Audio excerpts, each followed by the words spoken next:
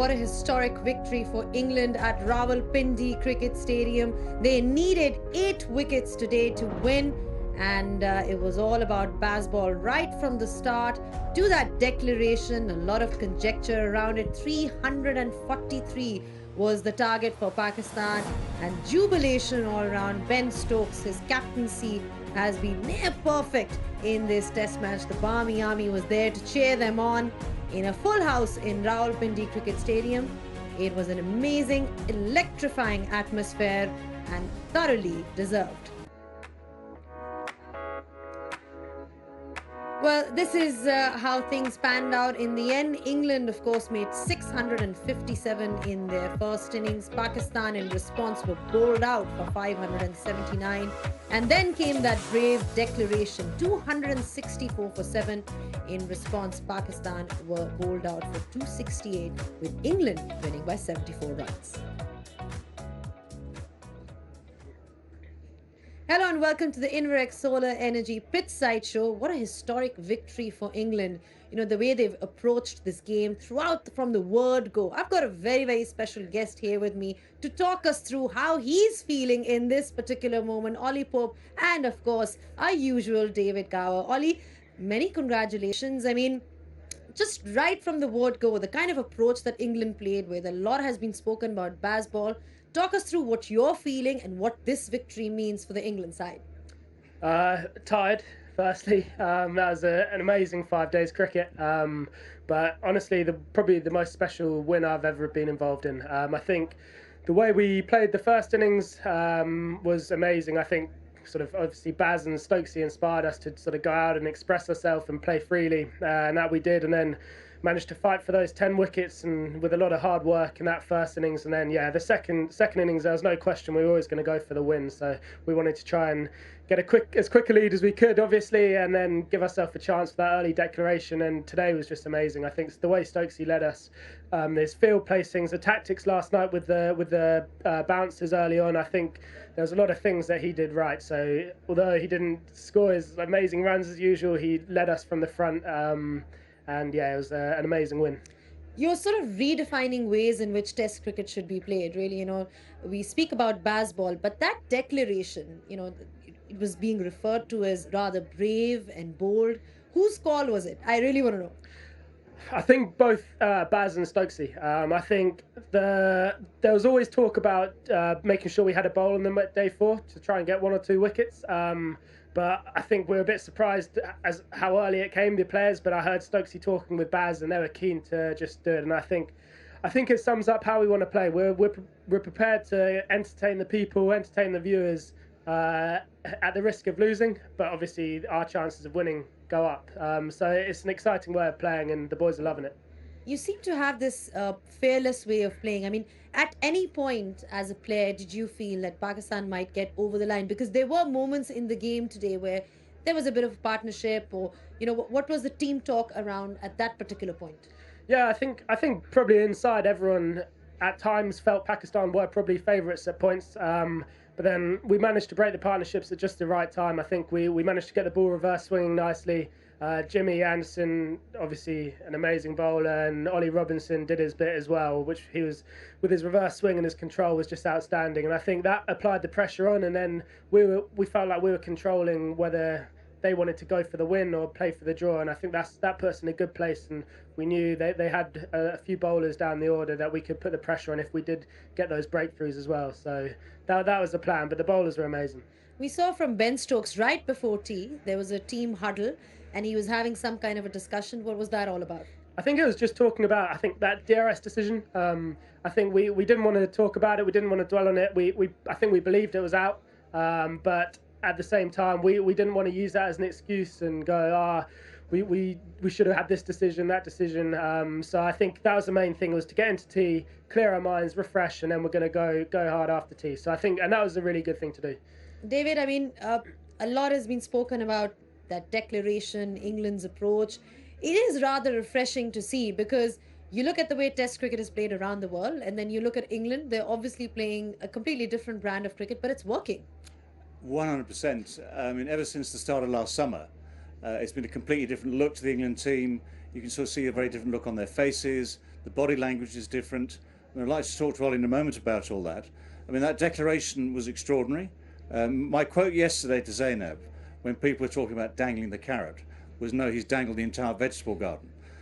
Which was just to reflect that, you know, there's plenty of time, yes, to bowl people out, that's what you need, but also time enough, if someone had played really well, to maybe cost you guys a loss as well. But in the end, all is brilliant. I mean, that's that culture. I just want to talk to Ollie because I remember talking to you in the West Indies at the end of that tour a few months ago, and you riddled down, teams riddled down, just lost in Grenada. Can you actually explain the sort of change in the dressing room since?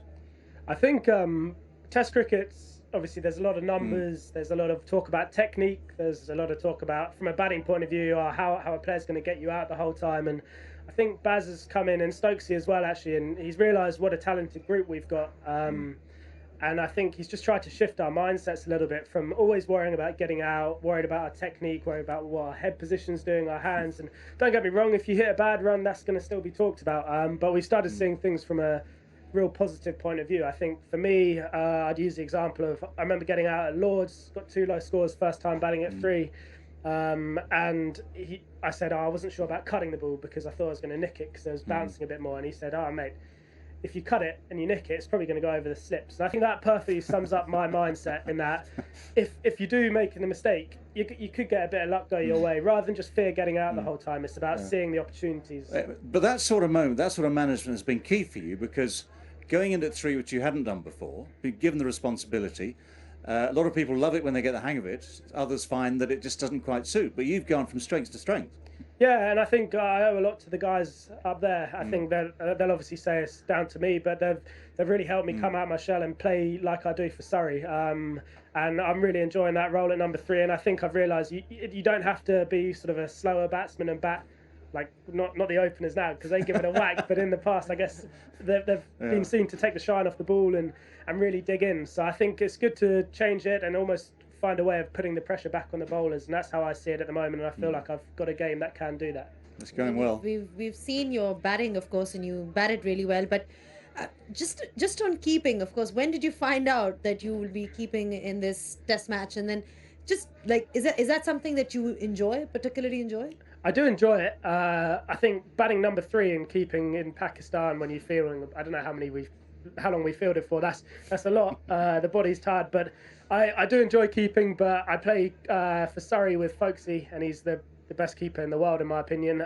So I realised that I have limited opportunities. I found out the day before when I was ill, so I was like, oh, brilliant. So I didn't have a practice session or anything. So I think that was... For me, I probably do it about once a year at the minute, and I genuinely, honestly, I don't get much chance to practice either because I never really think I'm going to be in a position to do it until suddenly something like this happens. So it took a bit of getting used to. I wasn't perfect, but I took some chances, and yeah, obviously a couple slipped, but. Yeah, you're talking about chances. There's one catch that you took in particular, literally diving to your right. It's never easy taking these ones, isn't it? How do you sort of get into position and judge such catches so well? Yeah, I think the hard thing here was, I think because the nature of the pitch is quite slow, so we're standing so close, and that's what made keeping on this pitch difficult for me with the Knicks, because you're standing probably twice as close as you normally do back in England when there's nice carry or anywhere else in the world. So it's almost reactions, and you just got to be in a position that if you do see the nick, you dive. And obviously one I didn't dive for and went in the gap. So you probably want to talk about that, but you'd probably be relieved that in the end, you had someone to bail you out for that one. Yeah, I think I think Ruti as well. He was pretty relieved because he as a first slip you go for it, but I should have gone for it really.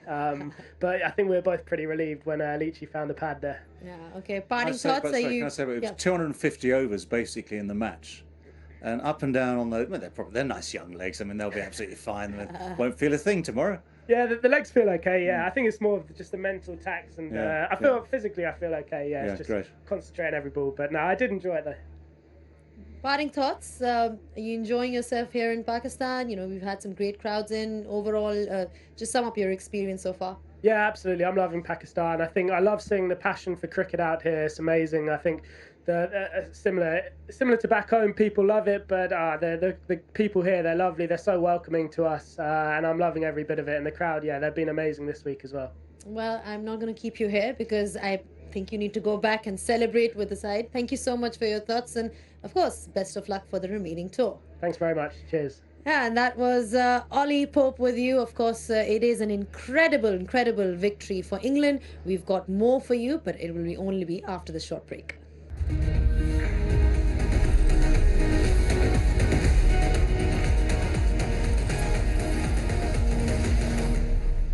Welcome back at the Inveric Solar Energy Pitchside Show. What a historic victory for England. They're now leading the series 1-0 as we head to Multan. I've been joined by Bazid Khan. Baz, we've spoken about the England perspective. Let's talk about the Pakistan perspective. Where do you think they went wrong? Was that first innings where England scored around 600 runs? Or would you talk about the cautious approach that we saw today? I think when you go into a test match with 4 debutants and 3 of them are bowlers, you're up against it straight away. You need some experience, you need some bowlers who can actually peg it back. England made all the moves, all the correct moves. Pakistan were always behind the game, chasing the game. Even when England gave them a chance by declaring so early, they were still behind the game. I think it was a tough ask on the 5th day to be actually chasing their target, that pressure, then eventually came on to them. I think England overall was superior and Pakistan didn't have the answers. And also, I never thought that the declaration was right. I never thought that England could do this much. I was completely wrong, as always. So I think I've got to apologize to Ben Stokes and his team. Yeah, you definitely owe an apology because you were perhaps the only one who thought that, Baz. I can tell you, you're unique in your opinions. But they did manage to take 8 wickets today. That's what they required to win this test match. Let's have a look. Let's revisit what happened. Fall of wickets, brought to you by Inverix Solar Energy. Yeah, the short ball worked with Abdullah Shafiq. This was yesterday with the new ball. They started bowling short, and that was the ploy that England employed. Babar Azam came and went again with that short ball that worked really well. The harder new ball and the short ball today. This was this morning after a good half an hour of pressure bowling. Got the dismissal. Then Anderson again, reverse swing, away swing, which carried through the keeper. It was Anderson who came running back, and then it was Robinson. Brilliant catch by Jennings in the covers. Ball coming back in. Huge reverse swing, a definite review which went in their favor for once. And then it was all about the reverse swing, the field setting, that work retreat, the leg slip finally coming into play. And England just kept on plugging away. Brilliant from Ollie Pope. Strangled down the leg side, but it was the plan with the ball reversing. So many people catching round leg stump. The in swing into the pads, reverse swing. England were on a roll. They were looking to close it out, and in the end, Jack Leach with the new ball into the pads. Fall of wickets, brought to you by Inverix Solar Energy. Well, on a rather lifeless pitch, England has made the ball talk. David, when you look at the kind of performance that we saw from their seamers today, 8 wickets overall, 4 to Ollie Robinson, 4 to James Anderson, getting a bit of reverse in as well. What would you say? Was it really a case of good bowling, or was it just some poor dismissals or soft dismissals from a Pakistan end today? It tends to be a mix, always tends to be a mix. I mean, I'd like to go good bowling for 2 reasons. One, it was the sheer persistence, the fitness of, for instance, Ollie Robinson, less than 12 months ago, has been derided for being unfit. Now he had the stamina to come in through the entire game, pick up the Man of the Match award, perform the match. James Anderson at 40, still going strong, having to do things he didn't want to do necessarily, as he wouldn't normally bowl so many bouncers, so many short balls, but playing his part with 4 wickets. Ben Stokes, that mammoth spell through the afternoon, that was a heroic effort. I mean, it's hard to emphasise how tough that sort of thing is. And Jack Leach, I mean, the irony is that there are times where Jack Leach should have been involved in the game, wasn't. And in the end, twice in this match, he's picked up wickets with a brand new ball. So starting at Multan, Jack Leach to open the bowling. Another slightly off the wall idea for England to take through. But no, that was hard work. They knew it's going to be hard work, which is why the declaration actually in the end made sense, because if you want to win a game, you need time to do so. And there were times where it looked as though Pakistan would keep themselves in touch with the game, and just until that final session, really. Yeah, we saw decent innings from South Shakil as well, and he got out to Ollie Robinson. Ollie Robinson was the one who got that initial breakthrough for England when it seemed like there was a partnership going, which is why he's also our top performer of the day. Top Performer, brought to you by Inverix Solar Energy. Yeah, Robinson's strengths now are he has this height, so he's the tallest of the England bowlers. The release height is right up there. He played as part of the new ball with that short ball attack. He's up there when they change tactics, getting the ball just to do things in the air. Sometimes a little is just enough. It certainly wasn't extravagant for him.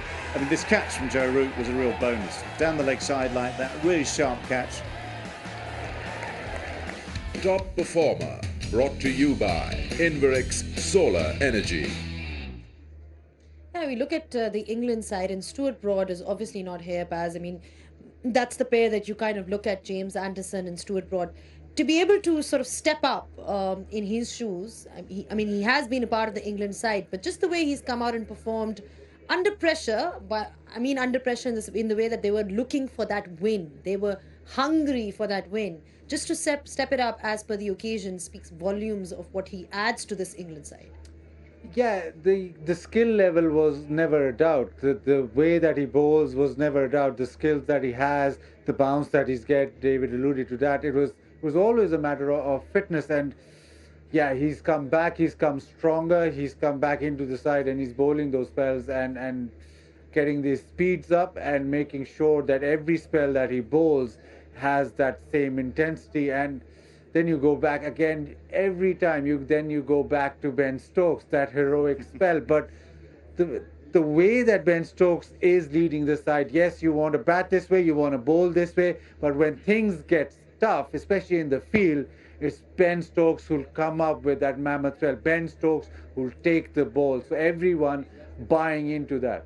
Everyone is buying into that, and Jimmy Anderson is certainly buying into that. He's been buying into that since I think the time he started his career. When you look at the way he steps up to the occasion, are his legs never growing old, David? Because he seems to be getting better and better.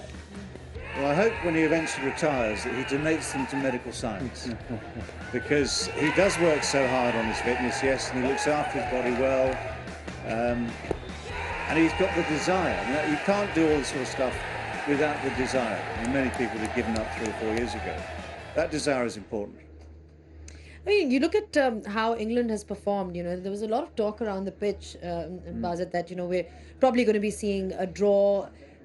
Looking back to that first innings by England, was that a lot of inexperience from the Pakistan bowling attack, or would you just attribute it to the fact, because remember the rate at which they scored as well? What was it, like 7 runs and over at one point?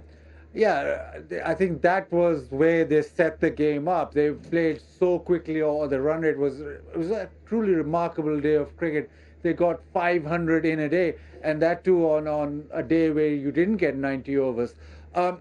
The other aspect of that is when the pressure was exerted on Pakistan, they didn't have any answers. And for that particular way where the pressure was exerted, you needed somebody with experience, needed somebody who could add control to that attack. But once you have 3 debutants and one who's just making his way, Naseem Shah is still young at Test cricket. So once you look at the attack, and once that put under pressure, they almost just crumbled under it. And you think you needed somebody with experience just to put that right. Well, you're talking about the Pakistan bowling attack. Haris Rauf is obviously struggling with an injury. He's been ruled out of the second game as well. So it makes things interesting as to what kind of selection we'll have. Now we've got our question of the day. Let's have a look at Have Your Say. Have Your Say, brought to you by Inverix Solar Energy. So, you know, you're just looking ahead to that test match in Multan. Bazat, I'm going to get your thoughts, and even David Kawa's thoughts on what you guys think should be the changes from the Pakistan side, because you have Haris Rauf, who's now injured and he's not going to be playing. He perhaps needs, you know, like 2 weeks to recover, considering from what we are hearing. You've got different options: Fahim Ashraf, Mohammad Wasim. What's your pick? Well, you look at the squad and you think that Pakistan need Abrar to play. The mystery spinner that you've selected in the squad, he has to play. That because the rest hasn't really worked. Mohammad Wasim waiting in the ranks, Fahim Ashraf, but I don't think it'd be a seamer-friendly wicket in Multan. So Abrar has to come in. Now, who misses out? That remains to be seen. You probably want Muhammad Ali to play another game. It'd be really tough just to play him here in Rawalpindi and then drop him. You probably, even if Haris Rauf was fit, you probably want him to play as well. But I think for Haris Rauf, they'll go with Ibrar. Will you give Zaid Mahmood another game again? And can you bring somebody from outside the squad? I think the couple of bowlers that are outside the squad who have experience are Abbas and Hassan Ali. Will Pakistan go that route? Because you have to look long and hard at the bowling because there's not a lot of experience at all. Who do you want to see quickly, David? Anyone in particular Well, that you just want to have a look at? As someone who enjoys the game, I want to see Abrar bowl. Because All right. before we came to this country, last week, it was all about Abrar. All the papers, all the the theories were about him. And when he doesn't play, well, where was he? So. Something special is needed. All right, Abrar Ahmed is the pick of our experts, and that was Have Your Say. Have your say. Brought to you by Inverex Solar Energy. Well, it's been a great victory by England. They've started off on a winning note. Thank you so much for your thoughts. It's been a great victory for cricket as well, because we're looking at Test cricket and how we move forward with it. And England are reinventing Test cricket in the best way possible. Now, of course, this is not where the series ends. We've still got 2 Test matches to go. But off we are to Multan now, and we'll be joining you on the 9th of December at 9:20 a.m. on Friday from Multan Cricket Stadium. It's been a riveting day's cricket between both the sides. We've definitely enjoyed the show today. I hope you guys have as well. But that's all that we have for you from here from this test match, and we'll be seeing you now in Multan.